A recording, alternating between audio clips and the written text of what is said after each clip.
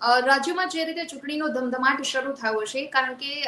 ગુજરાતમાં વિધાનસભાની જે બે પેટા ચૂંટણી યોજાવાની છે, બે બેઠક પરની કડી અને વિસાવદર. આ સાથે જ જૂન મહિનામાં એટલે કે 22મી જૂને જ્યારે ગ્રામ પંચાયતની ચૂંટણી થવાની છે, તેને લઈ પણ તૈયારીઓ થઈ રહી છે, કારણ કે બુધવારે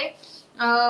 એ માટેનું ચિત્ર ક્લિયર થવાનું છે. સોમવારે ફોર્મ ભરવા માટેનો અંતિમ દિવસ હતો અને જેના કારણે ઉમેદવારો મોટી સંખ્યામાં ઉમટી પડ્યા હતા. જી હા, ગુજરાતમાં 8,000 ગામડાઓમાં ગ્રામ પંચાયતની જે ચૂંટણી યોજાવા જઈ રહી છે, ત્યારે સરપંચ બનવા